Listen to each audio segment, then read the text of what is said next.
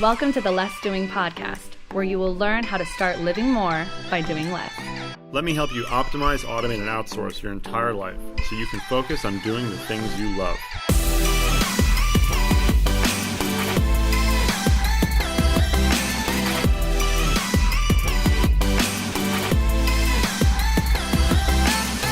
Now here's your host, Ari Mizell. Okay, so I'm talking with Tim Larkin here, who is the author of When Violence is the Answer, and also the owner of Machine Gun Las Vegas. And we're going to talk about self-defense and how sometimes violence is the answer. So Tim, if you could just give a little bit of your background first, how you got to be a man of violence. Yeah, it was something like, as a young kid, I was introduced to combat sports early by my grandfather. He was a South Boston, Irish guy. And he really felt that every little man needed to know how to protect himself. You got to understand, this is back in the late 60s. So, when I was a really little guy, and, women weren't really taught a lot of self-protection back then. So it wasn't a misogynist thing. It was just a, cultural thing at the time. So I thought basically, learning how to use violence to protect yourself was something that was normal. And it really wasn't. My generation probably was the last generation where it was taught that it was okay for you to protect yourself and go out there, not advocate violence, but, use it. And we pretty much outsourced it, for the last 50 years, to the point to where, many children going through school today have never even put hands on each other. And a lot of people would think that's good. But the problem is violence is it's really a right that you have to protect yourself. I saw that early on in my life. And then, of course, I got into the martial arts. I was a Navy brat. My dad was a Navy officer, and we moved all over the country and overseas. And everywhere I went, it was usually like the local YMCA or on base, somebody be teaching a version of martial arts. And so I did a lot of Korean martial arts. I did a lot of judo and boxing growing up, because those were offered to me, and it was something that I was interested in. My goal was to become a Navy SEAL, and I did that. I was able to get selected to go into training, and really that's where my big epiphany happened. Not the way I wanted it to happen, but this is the whole thing. At the time when I was training I was fresh out of college. I had been training literally since I was 13 years old at that point to prepare for SEAL training. Because one of my dad's last commands was in Coronado, California, and we lived in Navy housing directly across from where the SEALs train. It's called Basic Underwater Demolition School. So I couldn't believe there's a job out there. This is my 13-year-old self, a job out there where you could jump out of airplanes, hang out at the beach, swim, learn to scuba dive, blow stuff up, shoot really cool weapons, and then wear really cool gear. And that's basically what I thought the SEALs were back then. And I thought the obstacle course on base was like my own personal playground. So I knew everything there was to know about SEAL training. I'd made a lot of friends as a young kid with some of the younger SEALs, and they told me how to prepare, what to do, and everything. So I was kind of bulletproof going through training. I led my class, my boat crew, to win Hell Week. Everything was going great. About 2 weeks prior to the end of SEAL training, I'd already passed all the hard evolutions.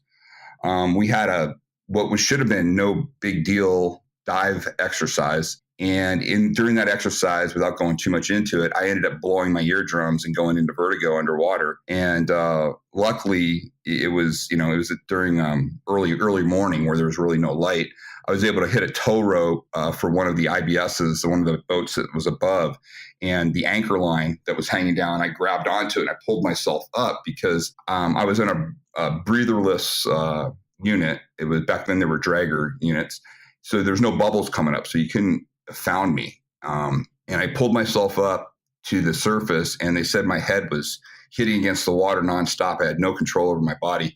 They pulled me up, and I could tell as soon as the corpsman, we had highly trained medical corpsmen, and dive corpsman. And as soon as this guy looked in my ears, I could tell just from his reaction, I was done. And why this is interesting, Ari, and the reason this is a key thing for your people to understand is that was my first introduction to true injury to the human body. And what I mean by true injury is, doesn't matter what my will is. It didn't matter, how much I had trained, how committed I was, how dedicated I was. I absolutely was able to shake off tons of, non-specific trauma, shots, taking hard shots and cracking, parts of my body and stuff.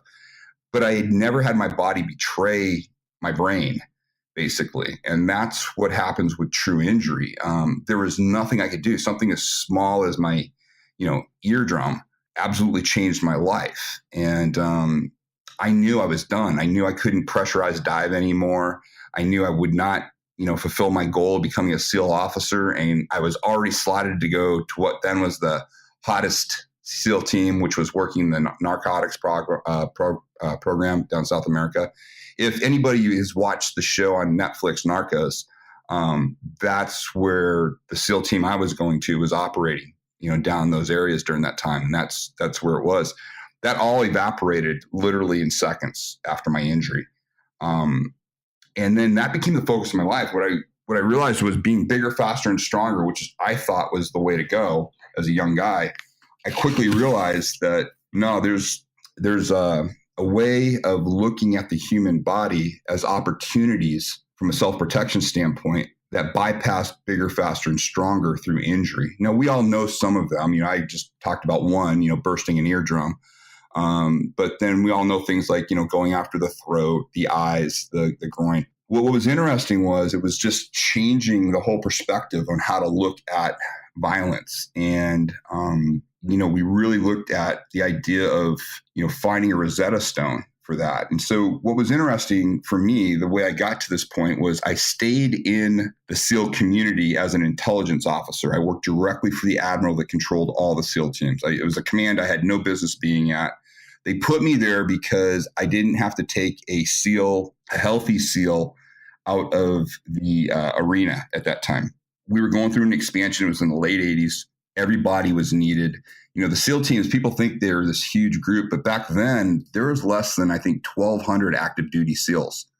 And we were trying to ramp up because we were now part of this other big command with the Army and everything. And so every able body was needed. So by that fortunate incident, I was put at a command where I had no business being, but they were strategically looking at how to prepare special operations, specifically naval special warfare, the SEAL teams, for the future. These guys back in the 80s predicted what's going on right now. It was really interesting. I was surrounded by the legends of the SEAL teams during that time.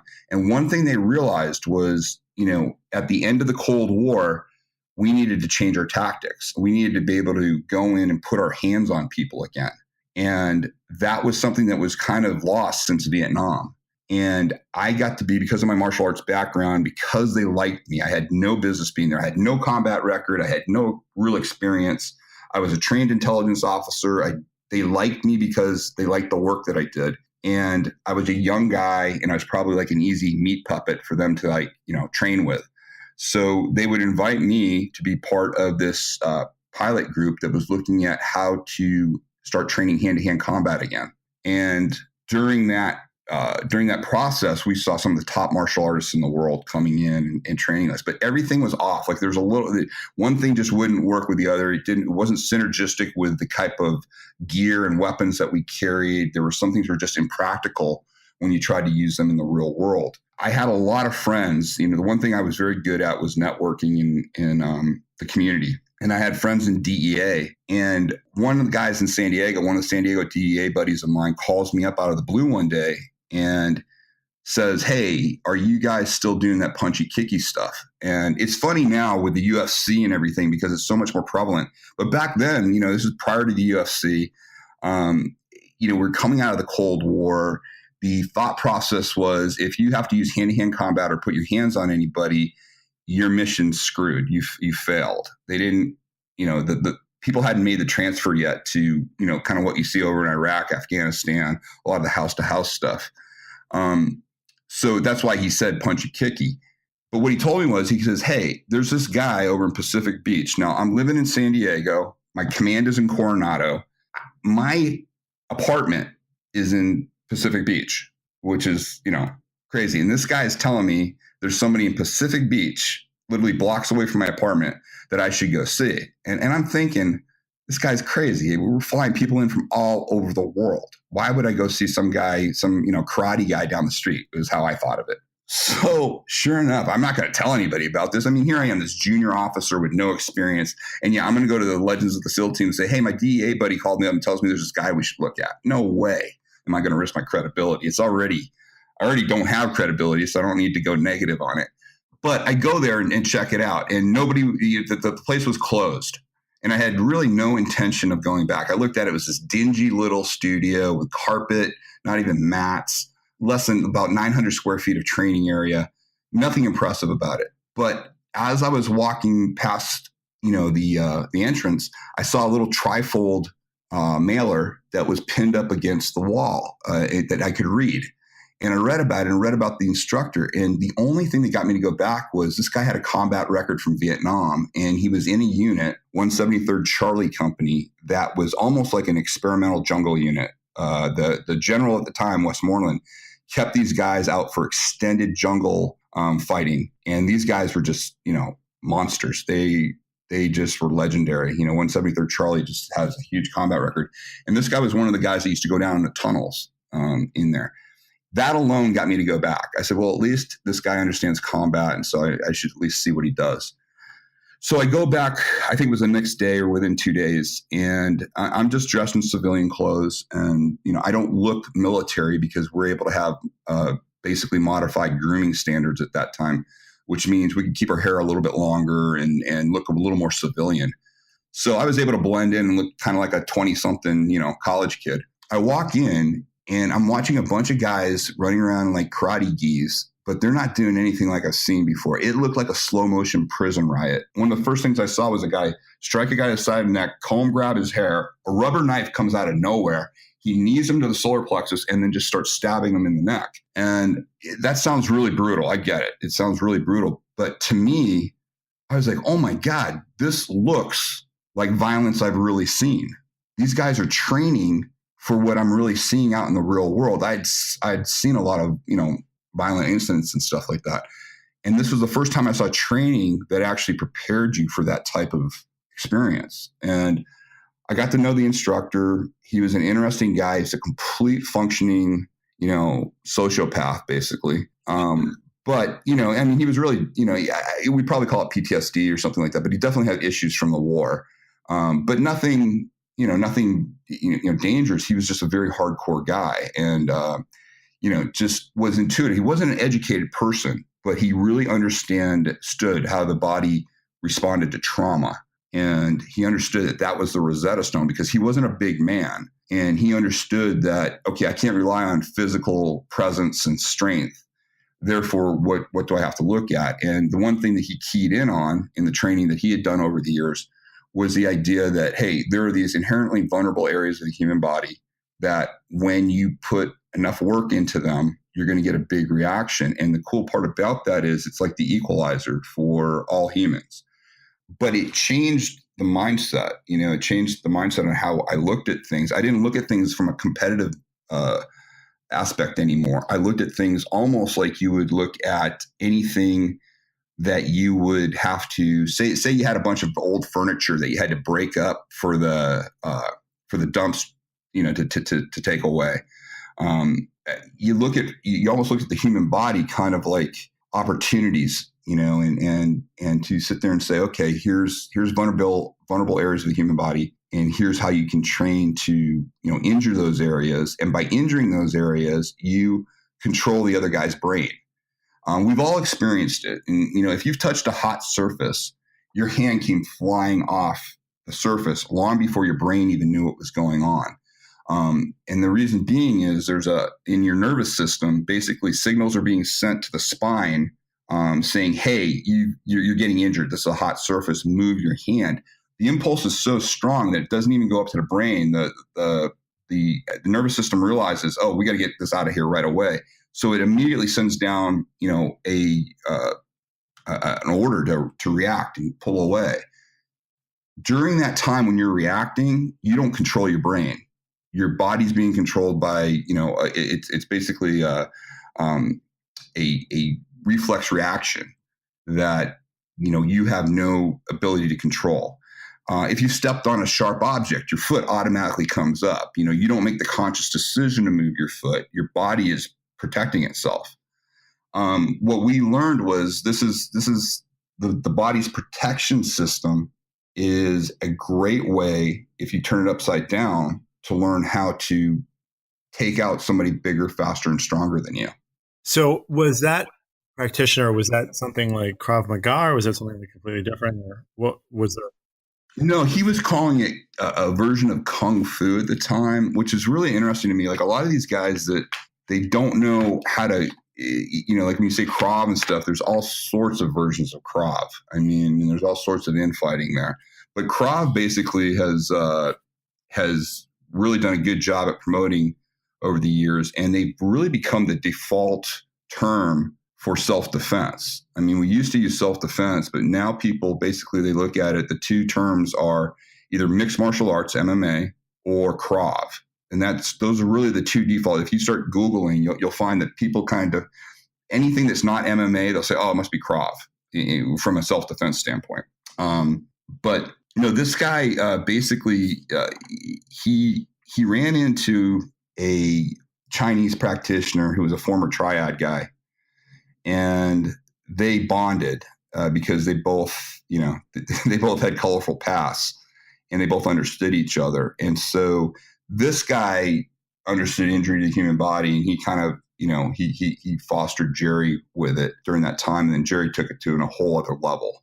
Jerry's the instructor that I met. What was interesting was I trained with this guy for about three to 6 months.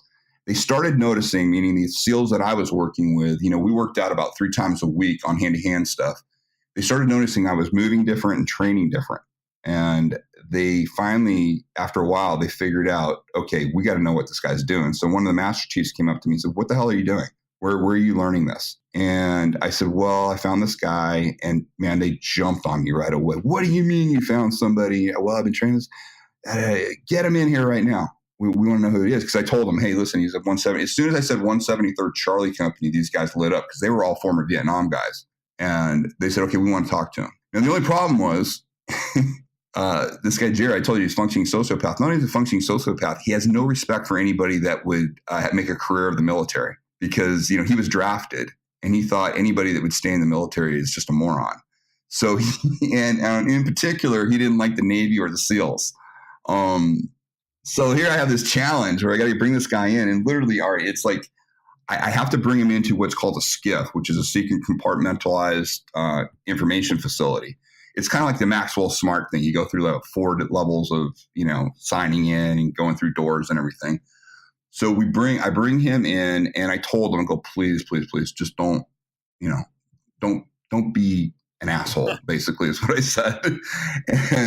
and he kept to it. But what was the most interesting thing about that was the question that got us the pilot course, which started the whole training of this, had nothing to do with fighting hand to hand or putting hands on people.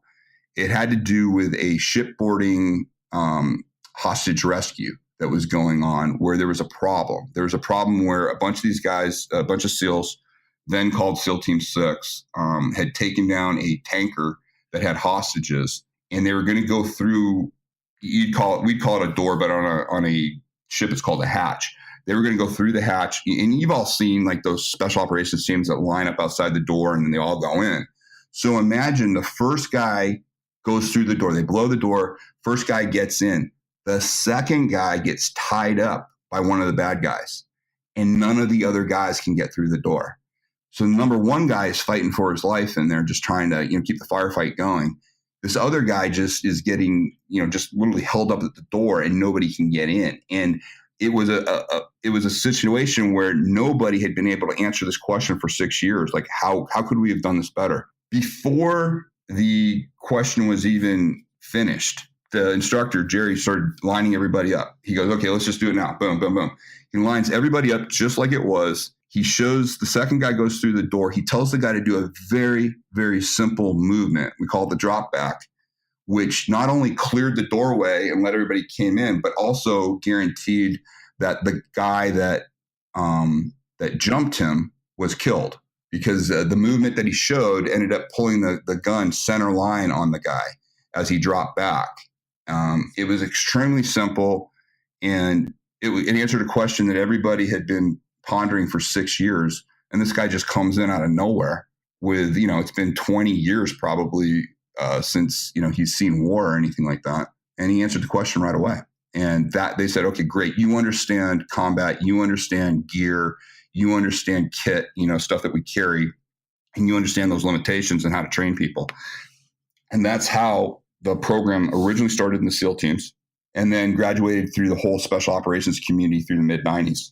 We trained 230 different instructors that trained thousands of special operators all over the world in this process. It's amazing when I like this expression, which is that you can't read the label from inside the jar, and sometimes you just need that like sort of outside perspective to see something that might be obvious to one but not to another. Now, the mentality that you take into this is very much the end justifies the means, right? Would you agree with that? No, you have to have the threshold. You have to have a threshold. Where people misunderstand this, what's really interesting is we want to demonize the tool of violence. So we want to tell ourselves as sane, socialized people that either, the tagline that I have for my company is violence is rarely the answer. And everybody loves that part of the quote. They're more uncomfortable with the second part of the quote. But when it is the answer, it's the only answer. And that's really where it comes into. There are situations, these rare black swan events, but they can absolutely devastate your life if you don't understand how to deal with them, where you are devoid of choice. And that's the key thing. You want to be devoid of choice, meaning if you could get out of the area, you would have got out. If you could have talked your way out, you would have talked your way out. If there was some way for you to get out of this incident, you would have. But now there's no more talking. There's nothing. You're just facing imminent grievous bodily harm. And at that point, the only tool that's going to get you out of that situation is a tool of violence.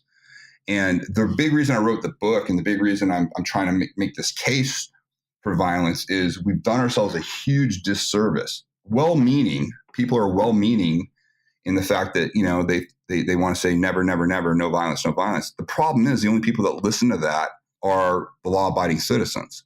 And so what we've done is we've taken a very powerful tool for our own self-protection, the tool of violence. We've stigmatized it to the point to where the only people that have access to it are the alpha predators.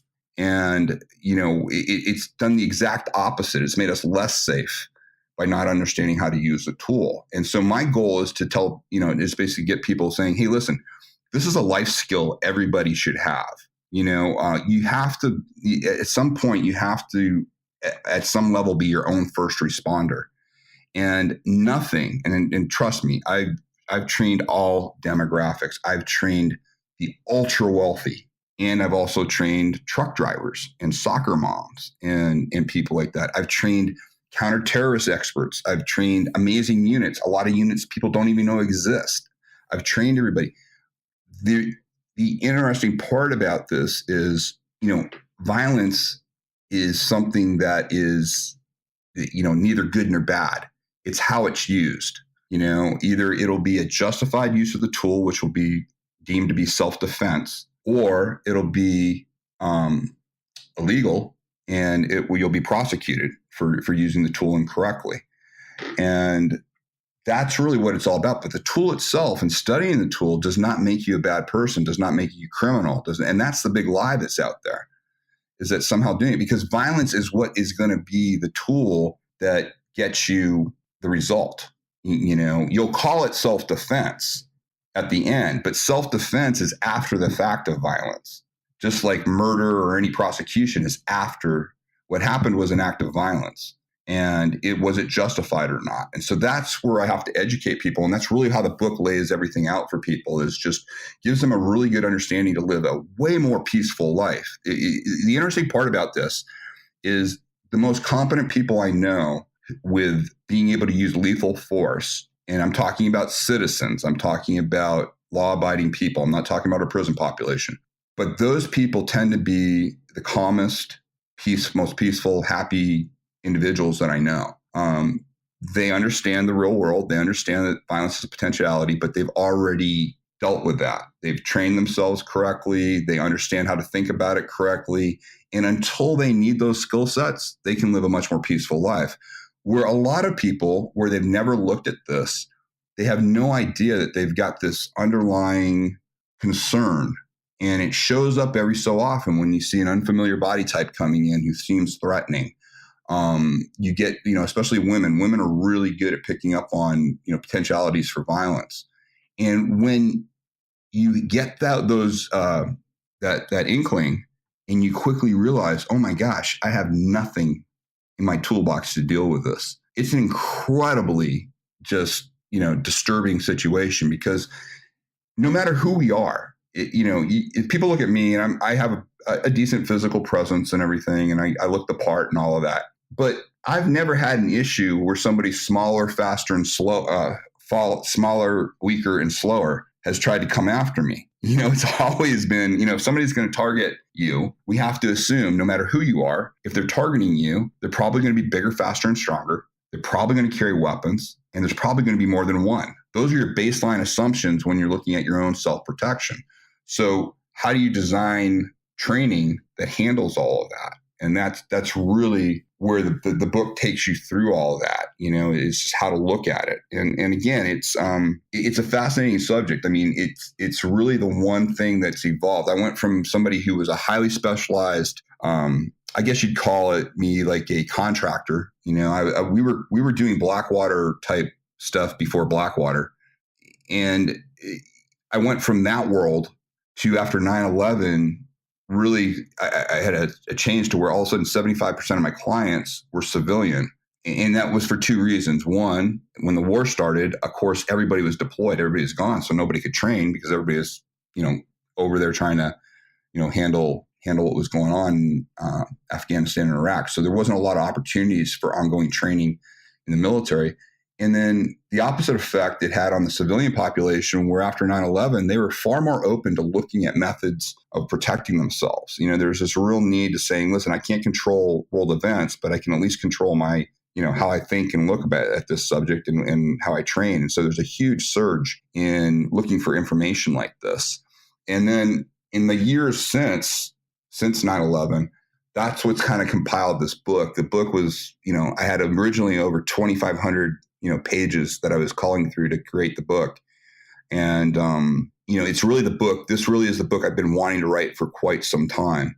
And I really think that people that take the time to either listen to it on Audible or read it, they've all walked away with a much greater understanding of the subject matter.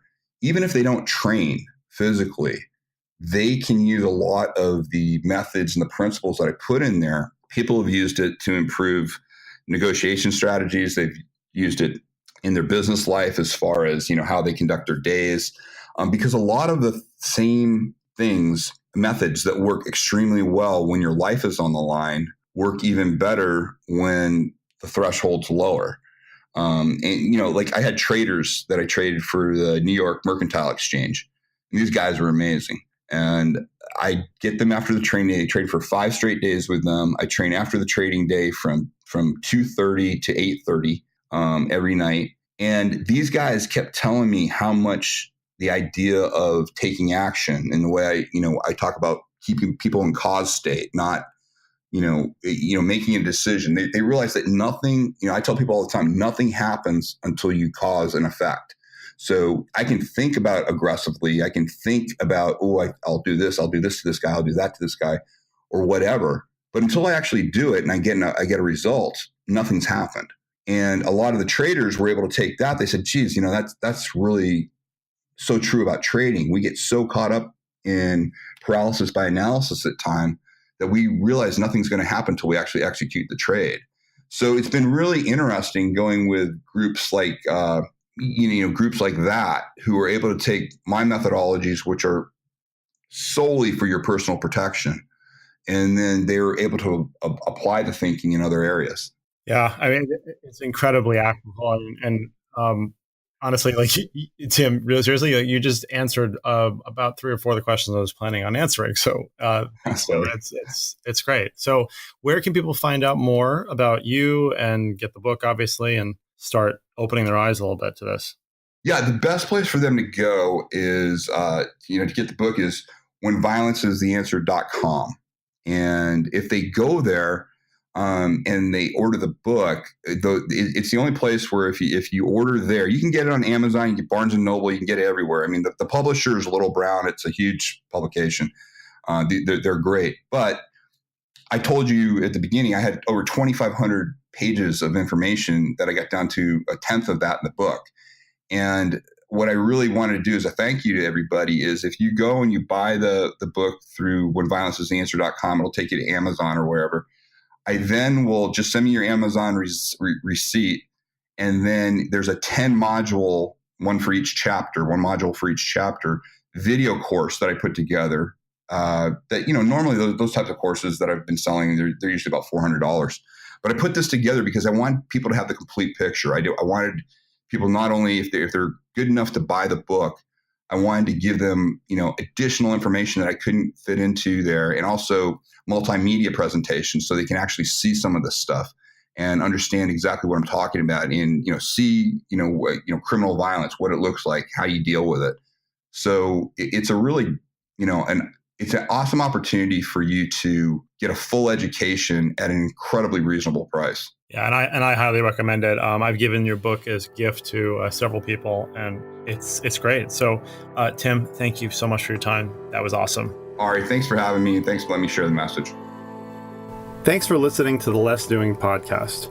At Less Doing, we help entrepreneurs who have opportunity in excess of what their infrastructure can support to set up systems and processes that empower a team to ultimately make themselves more replaceable. That way, they can optimize, automate, and outsource everything in their businesses in order to be more effective.